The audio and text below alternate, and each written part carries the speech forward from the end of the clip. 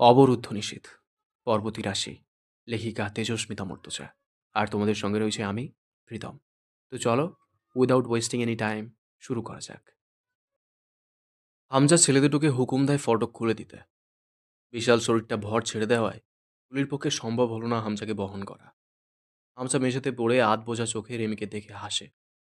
রিমির কোনো খেয়াল নেই, সে আর্মিনের সন্তানকে বুকের সাথে মিশিয়ে আদর করছে এক মনে। এই মুহূর্তে এ জগতে তার আর কিছু করার নেই এছাড়া। এই মহাক্ষণে হামজার মনে পড়ল সে ছাড়া আর কেউ আর্মিনকে ঘেন্না করেনি। সে সব দিকেই একা আজ, আর দল লোক শূন্য। কোথাও কেউ নেই তার সামান্য সমর্থনেও। এত অক্লান্ত ছুটে চলা কি ব্যর্থ গেল? এসবের কদর কেউ যে করল না, তাহলে আজ সেও কেন ভেতরে কদর খুঁজে পাচ্ছে না? হাতের মুষ্টি থেকে আমিরের ব্যাটার হাত ছুটে গেছে বলে? সেই হাতে হামজা আমিরের ব্যাটার ফেলে যাওয়া কুড়ালটা তুলে নিল। চাপ ধরা রক্তের স্তর সরিয়ে তরল রক্ত এলোপাথারি গায়ে মাখল। কুড়ালটার হাতল ফতোয়ার পেছনে মুছে জয়ের হাতের ছাপ দূর করল। ৫টা মরদেহ ও ৩টা ছিন্নভিন্ন আহতকে উদ্ধার করা হলো। একজন নার্স মাংসাশী কুকুরের হামলায় প্রাণ হারিয়েছে। দুজনের শ্বাস চলছে, দেহে মাংস নেই অধিকাংশ স্থানের। একজনের একটি স্তন ছিঁড়ে নিয়েছে পিটবুল। কতক্ষণ বাঁচানো যাবে জানা নেই। একটি নারী ডাক্তার দুটো হাত হারিয়ে অচেতন। তার মাথার করটি ভেঙে গেছে, তবে এখনও বেঁচে আছে হয়তো। একজন ডাক্তারকে কম্পিত অবস্থায় ঘরের কোণে পাওয়া গেল। এত নৃশংসতা যে খবরে প্রকাশ করাও মুশকিল হবে সেটা কালপ্রিট ভাবেনি। কালপ্রিটটা কে? হামজা? রউফ কায়সার না এলে থানা পুলিশ হয়তো তা মানত, কিন্তু রউফ কায়সার হামজার সামনে উবু হয়ে বসে জিজ্ঞেস করল, জয় আমির কোথায় হামজা সাহেব? মেয়রের পদ হারিয়েছে হামজা? হারানোরই কথা। সে এখন নিশ্চিত ফাঁসির আসামি। তার আর পৌরসভা দপ্তরে কাজ নেই। সে ফুরিয়ে গেছে। জয়ের এখানে থাকার কথা। সে হাসপাতাল থেকে ফেরারই হয়েছে। এখন আমি আছি, আমাকে অ্যারেস্ট করুন। ওকে যখন পাবেন তখন ধরবেন না হয়। আপাতত ও নেই হাতের নাগালে। এই অবস্থায়ও এত ধূর্ততা, এত চতুরতা কে দিল আপনাকে? হামজা কেমন করে যেন হাসে সামান্য। যা আপনারা কোনো দিন পাবেন না, আজ তা পেয়েছি আমি। রউফ কায়সার জিজ্ঞেস করল না কি পেয়েছেন। করলে হয়তো হামজা বলতো, সন্তান হারানোর সুখ পেয়েছি আমি আজ। দেখুন, আজ হাত দুটো খালি আমার। যে হাতের মুঠোয় জয়ের হাতখানা চেপে ধরে ১.৫ যুগ আগে হাকিমপুর থেকে দৌড় শুরু করেছিলাম, আজ ১৮ বছর পর সেই দৌড় ফুরিয়েছে। আজকের পর আমি আর ক্লান্ত হব না, কারণ জয় এসে হাসতে হাসতে পাশে বসে বলবে না, আর কতদূর বড় সাহেব, খুব ভারী লাগে তো, চলো দুপ্যাক মাল খাই। আর্মিন থাকলে নিশ্চয়ই জ্বলন্ত চোখে তাকিয়ে ধিক্কার দিয়ে উঠত। কেমন অনুভব করছেন সন্তান হারিয়ে? শত্রু হিসেবে যে পরামর্শ আমি দিয়েছিলাম তা মানলেই পারতেন। আমি সেদিন অন্তত আপনার খারাপ চাইনি হামজা সাহেব। রৌফ উঠে চুপচাপ বেরিয়ে গেল। যাবার সময় কি এক ইশারা করে গেল। হামজা খুব আগ্রহে হাত দুটো এগিয়ে দেয় হ্যান্ডকাপের দিকে। থর থর করে কাঁপছে হাত। খুব বেশি দেরি বোধহয় নেই সম্পূর্ণ অচল হতে। হামজাকে নিয়ে যাবার সময় রিমি এসে দাঁড়ায় রৌফের সামনে। আমায় সঙ্গে নিন অফিসার। নিজের দেখভাল করবার সাধ্য ওনার নেই। আমি ওনার খাস দাসী, আমাকে প্রয়োজন হবে। হামজা চোখ দুটো বুজে নেয়, কিন্তু শ্বাস পড়ে না। সে এই দিনের আশায় এত দৌড়ায়নি এক জীবন। এত অপদস্থ, এত অসহায়, এত একাকী তার হবার ছিল কি? রিমিকে নেওয়া হলো না। রিমি তাতে অখুশি হলো না খুব একটা। আর্মিনের বাচ্চার তাকে খুব প্রয়োজন যে। সে আরেকটু মিশিয়ে নিল ভ্রূণটাকে বুকের সাথে। ওটা কি একটু দুধ পান করতে চায়? চাইলে রিমি দেবে। রিমি মা হলো না এই জনমে। দুজন হতভাগা হতভাগীর সন্তানের বুকের দুধ মা হতে তা বলে রিমির একটু আপত্তি নেই। তুলির কান্না থেমে গেল একসময়। সে সোফার সাথে হেলান দিয়ে মেঝের উপর ঠাঁই বসে রইল। আর্মিনটা কি জ্যোতিষবিদ্যা জানে? এই তো কদিন আগে মেয়েটা বলল এ বাড়িতে কেউ থাকবে না। তুলির ঠাঁই হবে কি করে? ওই তো একদল বড় ঘরের তালা ভাঙছে, ধাতব শব্দ আসছে। দু ভাইয়ের অপরাধ অশেষ। সেই অশেষে রউফ কায়সার আরেকটা যোগ করতে বড় ঘর তল্লাশির হুকুম না দিলেও হামজা ও জয়ের রক্ষার উপায় তো ছিল না। তবু আর এত আয়োজন কেন? সেটার প্রতিনিধিত্ব করলেন দোলন সাহেব। রেমি আর কিছুতে অবাক হবে না বলে হলো না, কিন্তু তুলি হলো। তুলি জানে না মুরসালিনের মৃত্যু দায়সারা আইনজীবীটার বুকে কি যে এক জ্বালা ধরিয়েছে। তিনি শেষ দেখতে চান। শেষ। রূপকথার জামিন ধরার কেউ নেই। পরাগের বোধহয় জামিন হবে না। তার হাতে কিছু খুনের রক্ত লেগে আছে। সালমাকে পলাশ মেরে ফেলেছে। কেন মেরেছে জানা নেই। মানুষ মারার জন্য পলাশের কোনো কারণ প্রয়োজন হতো না। তবে সালমাকে মারার একটা কারণ আছে। সালমা রাজনের স্থায়ী রক্ষিতা ছিল। রাজনের একটি সন্তান পরাগকে গর্ভে ধারণ করেছে। সুতরাং তার কিছু পাওনা রাজনের সম্পত্তিতে থাকবেই তো। সালমা খুব কৌশলী মহিলা ছিল। আবার রাজন আজগরের সঙ্গে ঘনিষ্ঠতাও গভীর ছিল। সুতরাং সে পলাশের সাথে চোটপাট করার সাহস রাখত। পলাশের মুডের নেই ঠিক। কখন কেমন মাথা কাজ করে, কখন বা সালমা কেমন কথা কাটাকাটির পর্যায়ে চলে গেছে। পলাশ নারীর গলার উঁচু আওয়াজ পছন্দ করে না। সে নারীর কান্না ও আর্তনাদ পছন্দ করে। সালমার প্রাণটা এ কারণেই গেছিল। পলাশের সহকারী লাশটাকে গুম করে দিয়েছিল। এটা জানার পর পরাগ সহকারীকে মেরে ফেলেছে। পলাশকে কিছু করা যায় না। পলাশও কিচ্ছু বলেনি তাকে। মায়ের লাশ যে গুম করেছে তাকে খুন করা কোনো অপরাধ না। পরাগের কোনো অপরাধ নেই। পরাগের 4টা খুন প্রমাণিত। তার ফাঁসি আটকানোর মতো কেউ নেই। দলছুট, সম্পদ বাজেয়াপ্ত, দলের সদস্য বেশ কিছু বন্দী। পরাগের রায় কার্যকর হওয়ার পথে। তাহলে রূপকথার কি হবে? রূপকথা অনেকদিন আকাশ দেখে না। দেখলেও তার উড়ার উপায় কেড়ে নেওয়া হয়েছিল খুব জঘন্যভাবে। সে শেষবার যখন অস্ট্রেলিয়া থেকে বাংলাদেশ এলো, ওটাকে সে শেষ আকাশে ওড়া হিসেবে ধরে নিয়েছে। সে কারাগারে থাকা অবস্থায় আজ পর্যন্ত 4-5 বার অর্ধেক ধর্ষণের শিকার। এটার জন্য দায়ী তার সৌন্দর্য। রূপকথার হাসি আসে খুব। যে সৌন্দর্য পলাশকে মুগ্ধ করে তাকে কখনো সুখের দাম্পত্য দিতে পারেনি, সেই সৌন্দর্য প্রশাসন কর্মকর্তাদের ঠিক মুগ্ধ ও মনোরঞ্জিত করছে। এটা ভেবে রূপকথার খুশি হওয়াই উচিত। তার সৌন্দর্য কোনো কাজে তো দিয়েছে। রূপকথা আজকাল পলাশের কথা খুব ভাবে। অবসর সময় চোখ দুটো বুঝলে নারকীয় দিনগুলোই সবার প্রথমে ভেসে ওঠে। পলাশ ডাকতে ডাকতে সিঁড়ি দিয়ে উঠছে। রূপ, ও রূপ! পলাশ আসলেই বাড়ির সকল চাকর বাকর বাড়ির অন্দর ছেড়ে বেরিয়ে যেত। রূপকথা একখানা পাতলা কালো শাড়ি পরে আয়নায় নিজেকে দেখলে নিজেরই হিংসায় বুক জ্বলত। এই সৌন্দর্যে কেন একজন সুস্থ পুরুষের হক নেই? পলাশ এসে প্রথমেই গলাটা চেপে ধরে বিছানার হেডবোর্ডের সাথে হাত দুটো বেঁধে ফেলত, কিন্তু মুখে কিচ্ছু লাগাতো না। রূপকথার আর্তনাদ বড় প্রিয় তার। রূপকথা বুক ভরে শ্বাস টানে। আজ পলাশ নেই, সে কেন আছে? পরাগের ফাঁসিটা তাকে দিলে কি সমস্যা? আছে একটা সমস্যা, সে মুক্তি পেয়ে যেত। এটাই দুনিয়ার সমস্যা। রূপকথার খুব অন্তুর কথা মনে পড়ে। মেয়েটার কাছে বসে কথা বলতে খুব মন চায়। রূপকথার অভিমানও আছে এ নিয়ে। রূপকথা ঘৃণ্য হলোই বা, ঘৃণা করেও কি একবার দেখতে আসা যায় না? আসে না অন্তু। রাত্রির চতুর্থ প্রহর। আকাশে মেঘ। বৃষ্টি হবে বোধহয়। পৃথিবীর উত্তর গোলার্ধ যেন গম্ভীর রূপ ধারণ করেছে। সাথে অন্তুর ভেতরে কিসের এক ভয় পেয়ে বসেছে। জয়ামির গেছে কম বেশি 9 ঘন্টা হবে। ওদিকে কি হচ্ছে? জয় যদি হামজাকে মেরে ফেলে? অন্তু জানে মারবে না।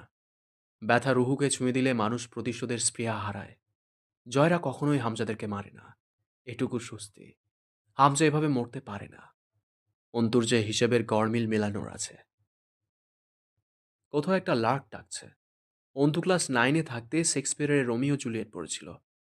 টাইবাল্টকে মারার পর রাতে নির্বাসিত রোমিওর সঙ্গে জুলিয়েটের শেষ দেখার প্রহরে একটা লার্ক খুব করুণ স্বরে গান গাইছিল বলে উল্লেখ করেছিলেন শেক্সপিয়ার। অন্তুর মনে হলো জয়ামির ধরা পড়েছে। তাদের শেষ দেখা হয়ে গেছে। তারা তো রোমিও জুলিয়েট নয়। তাহলে ভোরের পাখিটা গাইছে কি সাথে? মোরসালিন মোহন গাইতো এমন কয়েকটা লাইন অন্তু গিয়ে উঠল। মনটা যদি হইতো পুবাল হাওয়া, হইতো যদি শুভ্র কবুতর,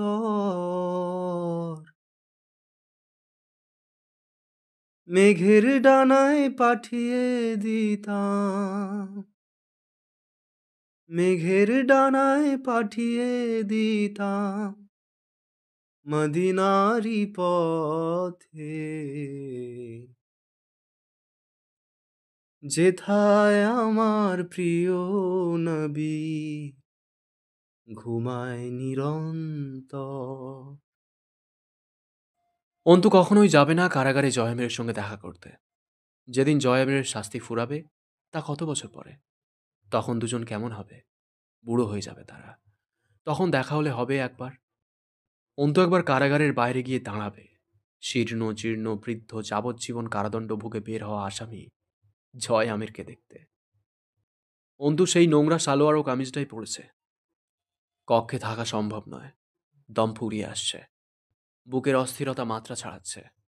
সে কোনোরকম দেহটাকে তুলে বিছানায় বসে ব্যালকনি দিয়ে বাইরে দেখে। আশপাশে বহু দূর অবধি প্রাণ নেই।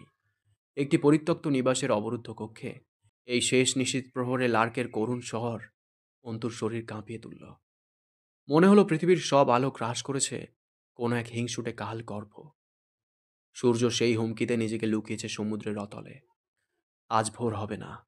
ভোর হবার সময় পেরিয়ে যাবার পরেও এই নিশীথ ঘুঁচবে না। খুব বর্ষণ হবে, তবু ভোর হবে না। এরকম এক প্রহরে আমজাদ সাহেবের শরীরটা শিথিল হয়ে এলো। অন্তুর যে কি কান্না পাচ্ছিল। আব্বুর সামনে কাঁদার অনুমতি নেই বলে সে কাঁদতে পারেনি। কোথাও গাড়ি নেই আমজাদ সাহেবকে হাসপাতালে নেবার জন্য। অন্তু ভাবলই না যে আমজাদ সাহেব অন্তুকে বিয়ে দিয়ে স্ট্রোক করেছেন। সেই রাতটাও এমন ছিল। তারপর আর ভোর হয়নি অন্তুর জীবনে। আব্বু রাতের খাবারের টেবিলে বসে ধমকে ডাকেনি বলে অন্তু গতকাল রাতে খাবার খায় না। আব্বু এসে পাশে বসে অন্তুর লেখা দেখে বলে না, লেখা এত ছোট করবি না, দ্রুত লিখতে শিখতে হবে, লাইন বাঁকা কেন?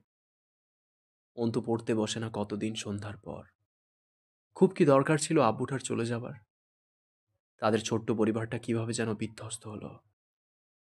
অন্তুর মনে হয় এই তো সেদিন। অন্তুর জন্য পৃষ্ঠা কিনে এনে বারান্দার রোদে বসে খাতা সেলাই করছেন আমজাদ সাহেব।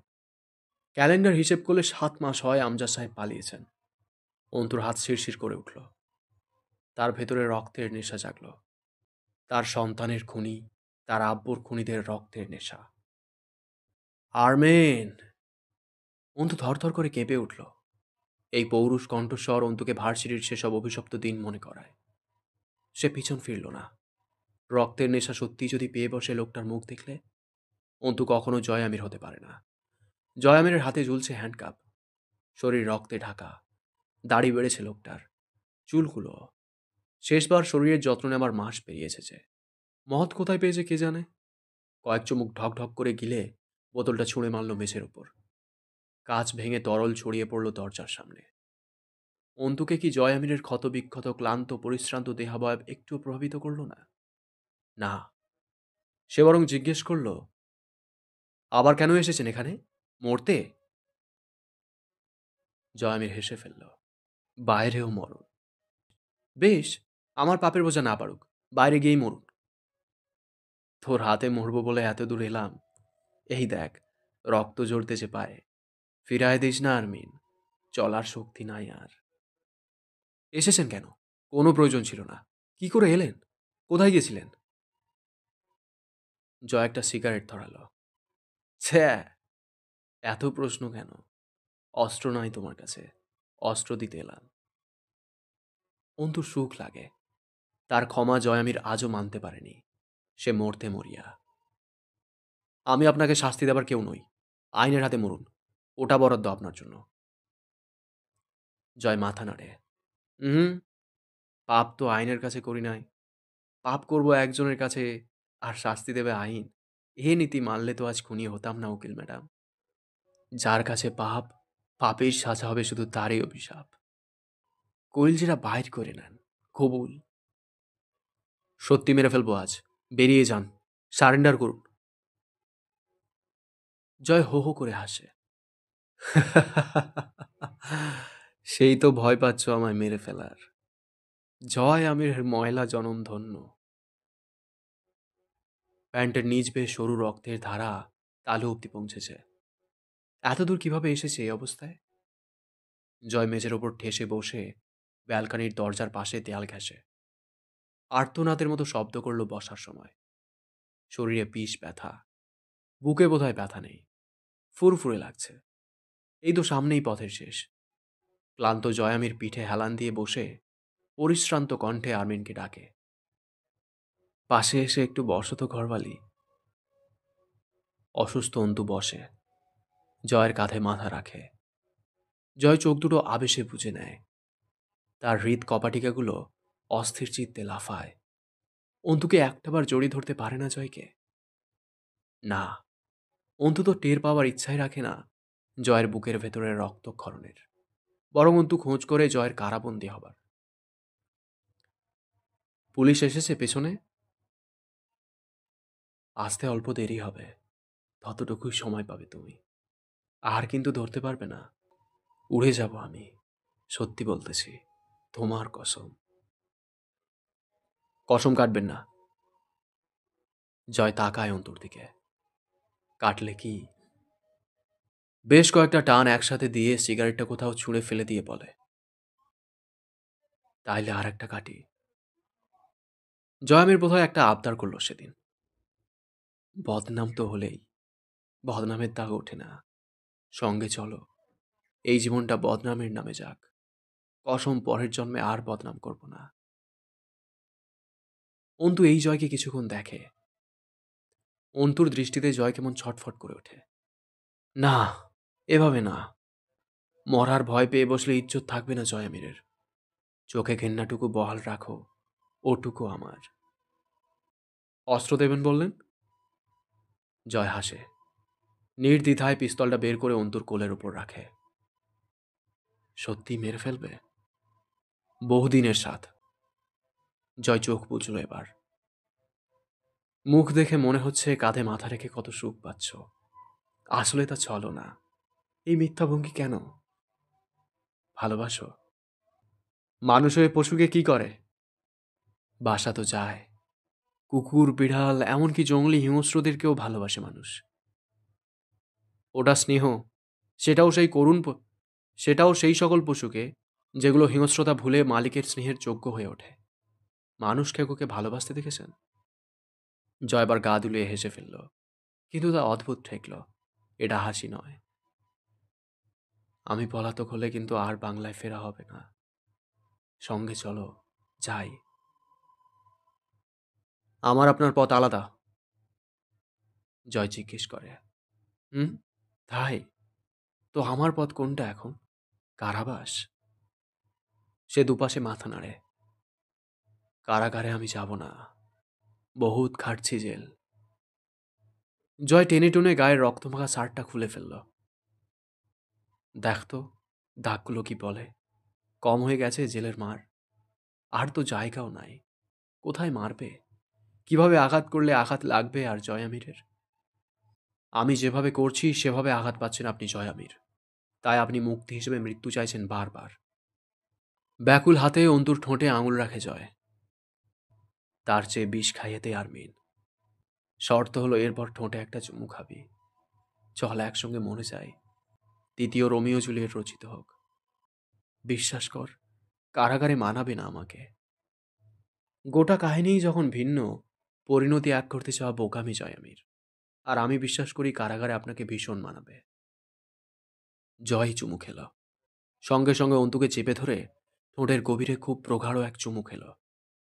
ঘাম ও জমাট রক্তের গন্ধে ঘাম ও জমাট ঘাম ও জমাট রক্তের গন্ধে মাখা জয়ের শরীর। সেদিন আবারও রক্তাক্ত জয়ামির অন্তুকে শোষণ করল এক দফা নিজের ভিতরে। আরো একবার, আরো একবার, আরো কয়েকবার। অন্তু কেঁদে ফেলল, ছাড়াতে পারল না জয়কে। জয় তবু আরো একটাবার খুব শক্ত করে আঁকড়ে ধরে চুমু খেল অন্তুর ঠোঁটের কিনারায়। সে চুমু খেলে ঠোঁটের একটা কিনারা বেছে নেয়।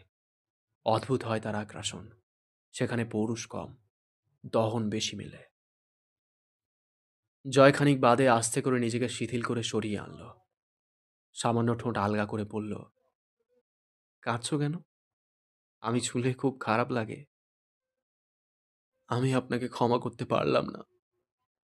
জয় নিঃশব্দে মুচকি হাসে, তারপর একটু গা দুলে ওঠে। কোন শালির চাওয়াল কয় রে জয়ামির দুর্ভাগা? সেই শালার মাকে সালাম।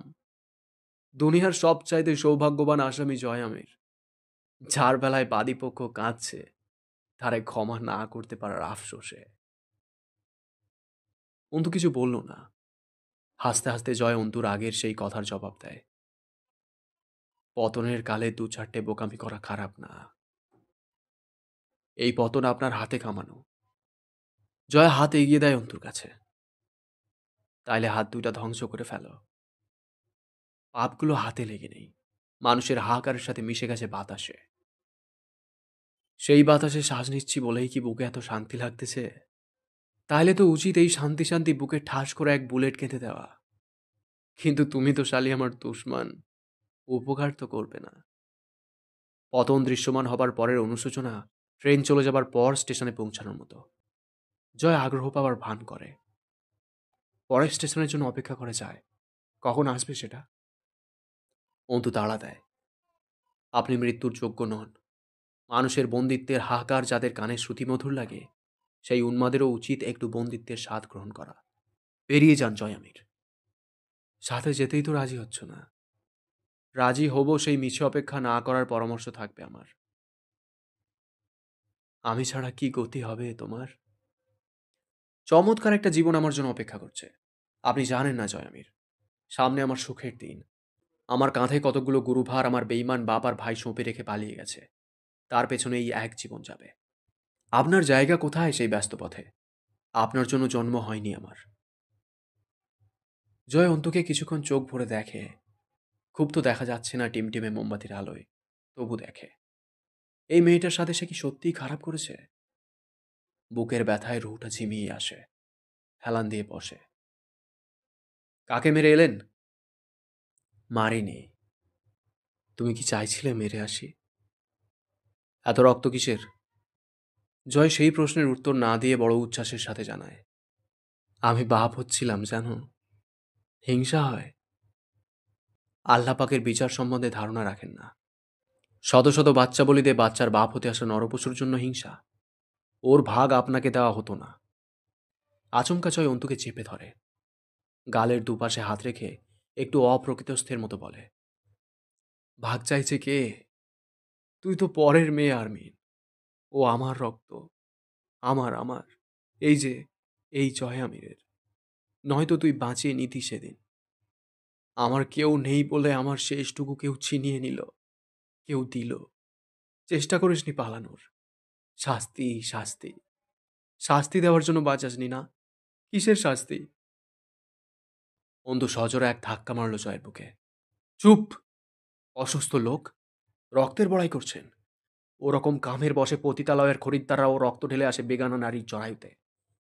বাপ শব্দটার মর্যাদা রক্ষা করার জন্য হলেও খবরদার আপনার নাপাক জবানে বুক ফুলিয়ে বাপ হবার ঘোষণা করবেন না। সেই যোগ্যতা সবার থাকে না। বাপ হতে সন্তান জন্ম দেবার চেয়েও বাপের কর্তব্য পালন করতে জানা জরুরি। আর সেই কর্তব্য শুধু নিজের সন্তানের ক্ষেত্রে নয়, আগে মনে মনে বাপ হতে হয়। একজন বাপ কখনো অন্যের সন্তানের জন্য ক্ষতিকর হয় না। আমার বাপকে দেখেছেন না? বাপ তো আমার বাপও ছিল। তাকে কি দিয়ে দুনিয়া ছাড়া করেছেন? বাপ তো মুরসালিনের বাপও। বাপ তো বন্দি বাচ্চাগুলোর বাপও। দুনিয়া সহজ নয়। দুনিয়া ঋণ রাখে না জয় আমির, মিটিয়ে দেয়। আপনাকেও দিয়েছে। এত হয়রান হচ্ছেন কেন? জয় টলে না, বরং অন্তুকে আরো চেপে ধরে। তোর বাপ মরেছে, আমার মরে নাই। তুই এতিম, আমি কি? অন্তু ভঙ্গুর হয়ে আসে। তার জন্য তো আব্বু দায়ী ছিল না, অন্তিক দায়ী ছিল না, আর না ছিল অন্তু। তা থেকে কেন খুন করা হয়েছে? এই অসহায়ত্ব কোথায় ছিল সেদিন আপনার? সেদিন আপনাকে কেন আমির বাড়ির সর্বকনিষ্ঠ এতিম বংশধর হিসেবে পাইনি? আপনি অভিশাপ রূপে এসেছেন আমার কাছে। আমি চিনি না আপনাকে, চিনি না আপনার এই স্বার্থপরতায় জড়ানো উন্মাদ কাপুরুষটাকে। শেষে অন্তু চেঁচিয়ে ওঠে। জয় আস্তে করে নিজেকে ছেড়ে দিল অন্তুর উপর। তাই পালাসনি সেদিন? জয় আমিরের সন্তান বলে অবহেলা করেছিস শারমিন। অন্তু ডুকরে উঠল। উন্মাদ এক বাপের সন্তানকে গর্ভে ধারণ করেছিল সে। যে লোক নিজের ভাবনা ছাড়া কিছুই বোঝে না, অকপটে মিথ্যা দোষারোপ করে যাচ্ছে। থেমে যাওয়া কান্না আর ঠেলে ওঠা প্রতিবাদে এবার মাতৃত্বের ধাক্কা পড়ল। সে নিজের সন্তানকে স্বেচ্ছায় মারতে দিয়েছে। অপ্রকৃতস্থ লোক। হু হু করে কেঁদে উঠল মেয়েটা। কোথাও হারিয়ে গেল অন্তু। কেঁদে উঠল আরমিনটা, যে জয়ের অকাল মৃত সন্তানের মা। আপনি চান? আমি সহ্য করতে পারছি না আপনাকে। খুব কঠিন ধাক্কা খেয়েছেন দেবতার কাছে। মাথা নষ্ট হয়ে গেছে আপনার। আপনার উন্মাদনা সামলানোর দায় আমার নেই। আমাকে যেতে হবে। জয় সঙ্গে সঙ্গে হাতড়ে বুকে টেনে নেয় অন্তুকে। সন্তানের প্রতিশোধের ওপর সন্তানের মায়ের কান্নার পানি জয়ের বুক ভেজায়। সেই দুই হাতে কঠিন করে জড়িয়ে নিতে বারবার হাত দিয়ে আঁকড়ে নেয় অন্তুকে। অন্তুর মাথার উপর চোয়াল ঠেকিয়ে চোখ বোঝে, চুলের উপর চুমু খায় কয়েকটা। বুকটা যে কি জ্বলছে তার! ইস! এই আমির নিবাস তাকে আধারে ফেলে দিয়েছিল ২১ বছর আগে। সেই নিষ্পাপ এক কিশোর বেরিয়ে গিয়ে এক পাপিষ্ঠ খুনি হয়ে ঢুকেছে।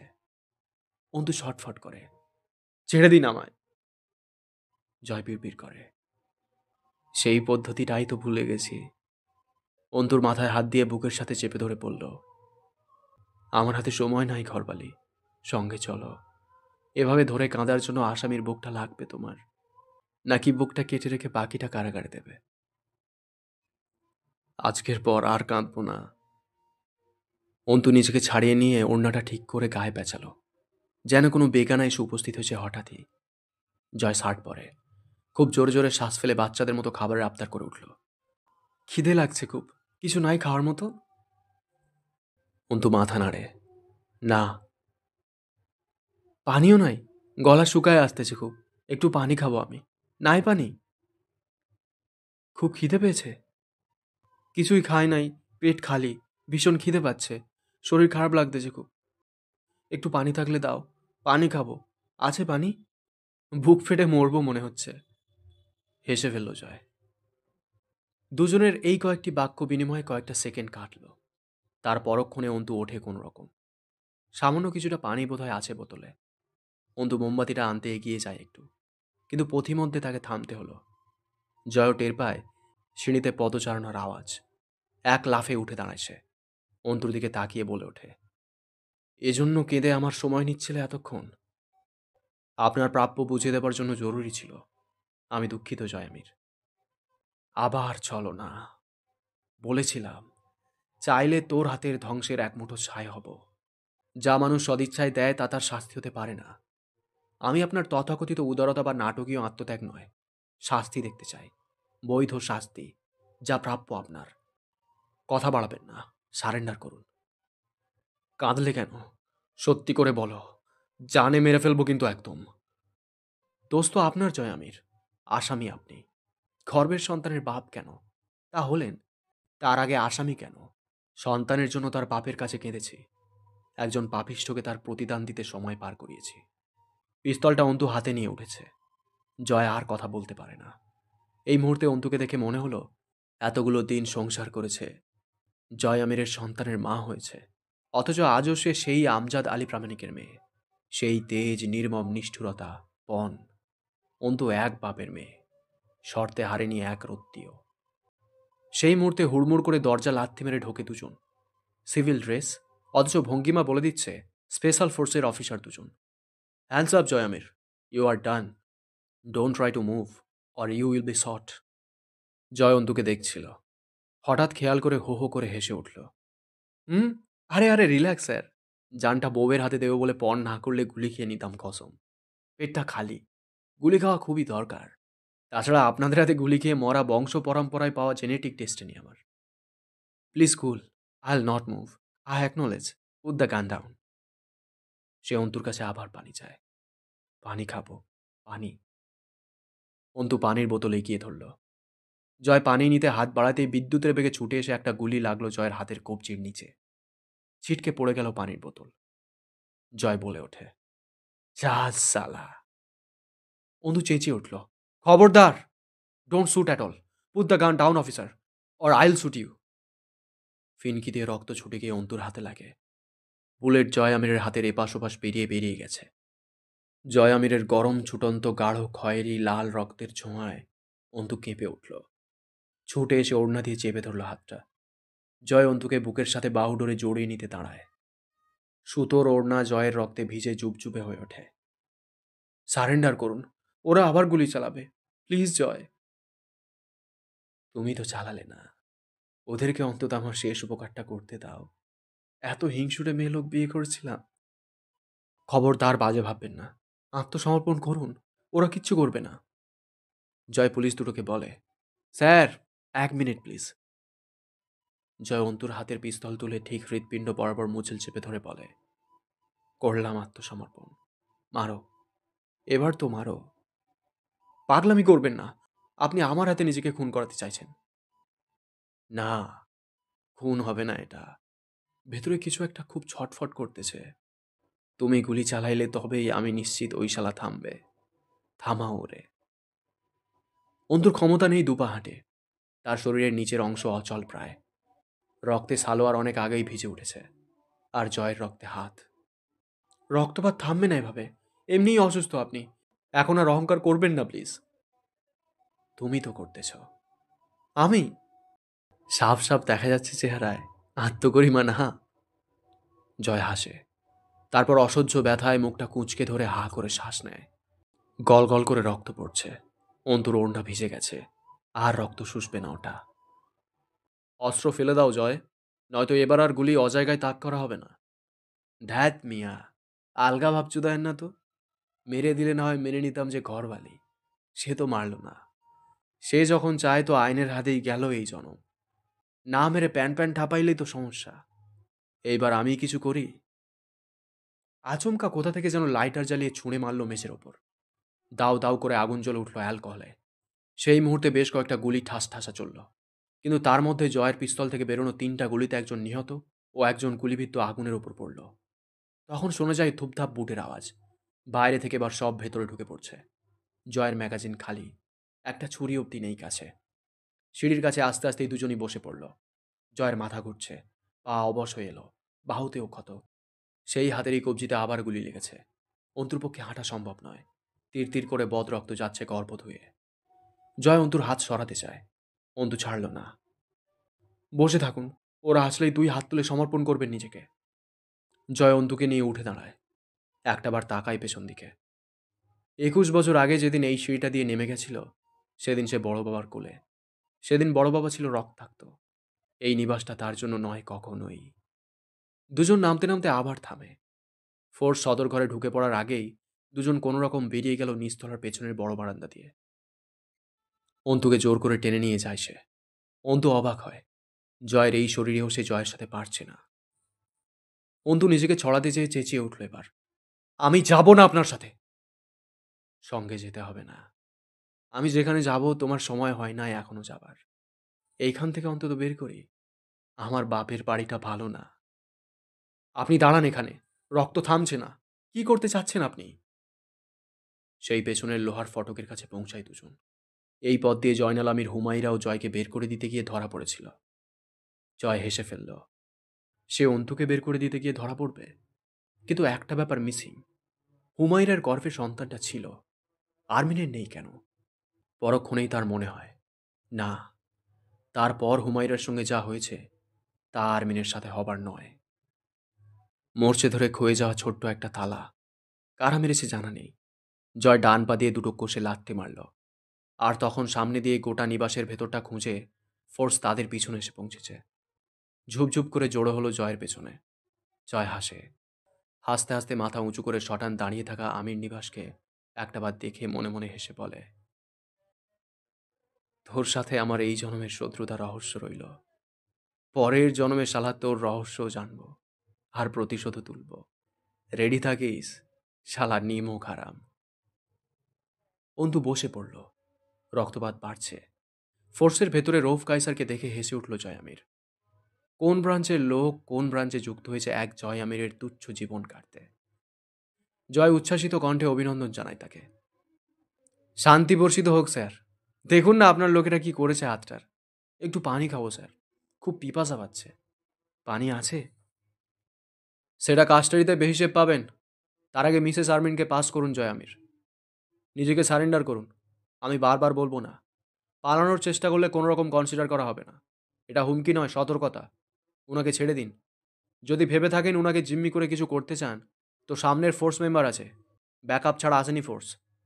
আপনার শুভাকাঙ্ক্ষী আমি, তাই সতর্ক করছি। না স্যার, মিসেস আর্মিন আমার কাছে সবচেয়ে বেশি সুরক্ষিত আজ। আমি আজ দৌড়াবো পরাণ খুলে। থামাতে পারবেন না। ওঠো ঘরবালি। আপনার দোহাই জয়, মিছে পালানোর চেষ্টা করে বিপদ রাখবেন না। আপনি দৌড়ালে ওরা গুলি চালাতে বাধ্য হবে। তাই নাকি? তাহলে তো একটা রিস্ক নেওয়াই যায়। কাম অন উকিল ম্যাডাম। হু হু। জয় আমিরের সে কি উল্লাস! অন্তুকে নিজের সামনে বাড়িয়ে দিয়ে সে চপল পায়ে সামনে এগিয়ে যায়। এই সেই জঙ্গলি এলাকা। আজও জঙ্গলে পরিণত বাগানটায় জলিল আমিরের লাগানো বিশাল বিশাল আম, মেহগনি, বড়ই গাছগুলো দাঁড়িয়ে নেই শুধু আমির নিবাসের সদস্যরা। এই পথেই একদিন গর্ভবতী হুমায়রা খোঁড়াতে খোঁড়াতে জয়টাকে নিয়ে পালিয়েছিল আমির নিবাস ছেড়ে। আজ হুমায়রার ছেলের পালা। কে জানে তার ছেলের পালানোর ইচ্ছে কতটুকু। ক্রসফায়ারের হুকুম জারি হওয়ার পর বাহিনী খেলাটাই এমন খেলে, তারা আসামিকে আদালতে নেবার চেষ্টাই করে না।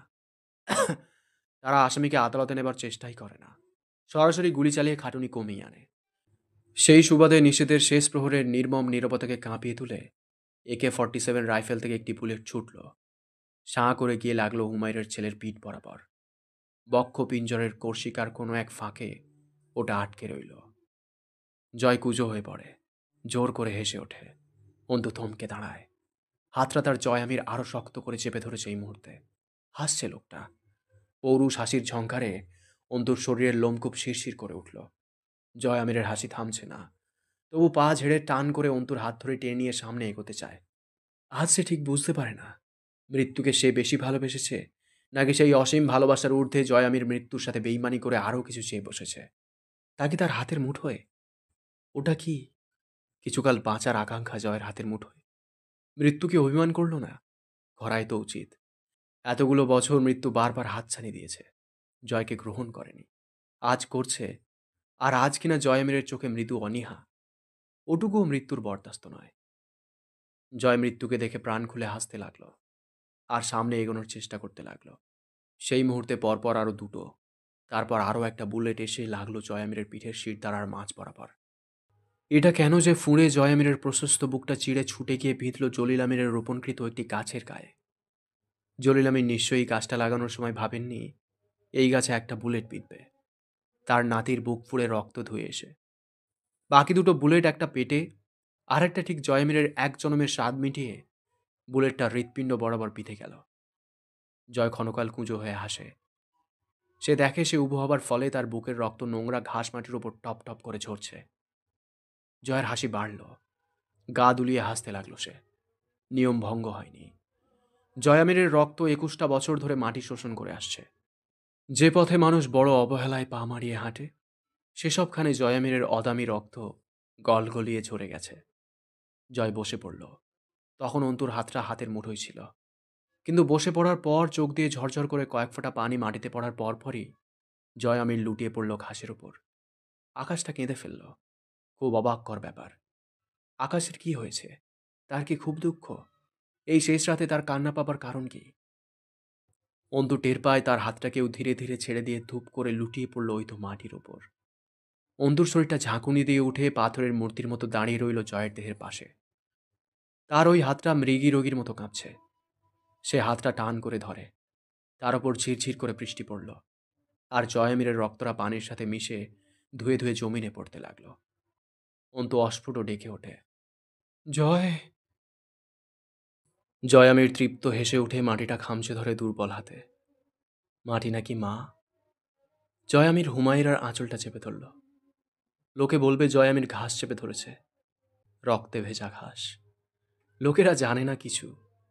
হুমায়রা কি একটু পানি আনেননি জয়ামিরের জন্য? আনেননি। তিনি জানেন না বোধহয় জয়ামির ভীষণ ক্ষুধার্ত। হুমায়রা কাঁদছেন না। হুমায়রা কিছু বুঝতে পারছেন না বোধহয়। তিনি কি ভাবছেন?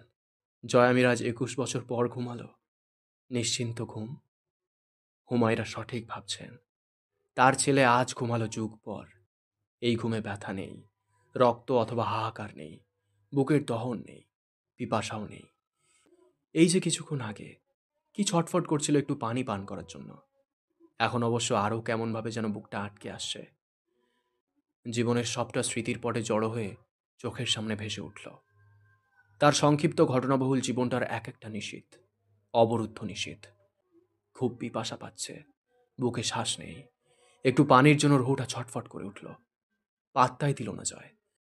তবু মনে হলো এক চুমুক পানি পান করতে বুকে বড় তৃষ্ণা। বৃষ্টিটা এলো তার পিপাসা নিভে যাবার মুহূর্তে। ততক্ষণে মৃত্যুকে জয়ামির জড়িয়ে ধরেছে আষ্টে পৃষ্ঠে। আর সে এবার ছাড়বে না। বহু প্রতারণা মৃত্যু করেছে তার সঙ্গে। এবার আর নয়। তার ২১ বছরের সাধনা, তার ছোট্ট বয়সের প্রেম, বৃষ্টির ঠান্ডা ফোঁটা জয়ের ভেতরের সব আগুন নিভিয়ে জয়কে ঘুম পাড়িয়ে দিল। এই ঘুম ভাঙবে না। ওই তো দূর মসজিদের মিনারে ফজরের আওয়াজ শোনা যাচ্ছে। একটু পরই সকাল হবে। তবু জয় উঠবে না। অবশ্য জয়ের সকালে ঘুম থেকে ওঠার অভ্যাস কি আছে নাকি? সে ওঠে দুপুর অথবা বিকেলে। কিন্তু আজকের ব্যাপারটা ভিন্ন।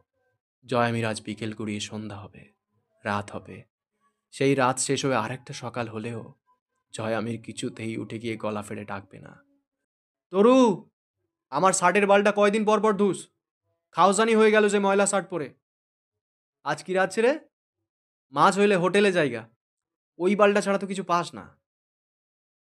জয় আমিরের আরেকটা বিষয় জানার দরকার ছিল। কুষ্টিয়াতে একটা কাণ্ড ঘটে গেছে। শেষ রাতে মার্জিয়ার প্রসব বেদনা উঠেছিল। ফজরের আজানের সাথে মার্জিয়ার গর্ভ ছিঁড়ে একটা হুমায়রা এসেছে।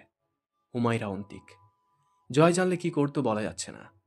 তাকে জিজ্ঞেস করলে এখন আর বলবে না। কিন্তু বিজ্ঞান বলে মানুষ পড়ার ৭ মিনিট অবধি মস্তিষ্ক সচল থাকে। কানও। এখন খবরটা দিলে জয়ামির শুনবে কি? কিন্তু বলবে কে? অন্তুটাও জানে না। অন্তু বসে পড়ল আলগোছে জয়ের কাছে। তার কেন মনে হলো দুনিয়ায় আজ সে একা হলো। শেষ হাতটাও এই তো এই ক্ষণে তার হাত ছেড়ে পালালো। অন্তু জয়ামিরকে ঝাঁকালো। জয়, এই জয়। জয় উঠলই না। অবাধ্য বেয়াদবের মতো শুয়েই রইল চুপচাপ। চোখটা সামান্য খুলল না অব্দি। অন্তু রক্তে মাখা হাতটা মুঠোয় পুড়ে ঝাঁকায়, মৃদু স্বরে ডাকে। জয় চুপ করে শুয়ে আছে। অন্তুর বিশ্বাস হচ্ছে না। সে বোকা না। এটা হয় নাকি? জয়ামির আর নেই এটা বিশ্বাস করা যায়? সে আর ডাকবে না? হাসবে না বেহায়ার মতন?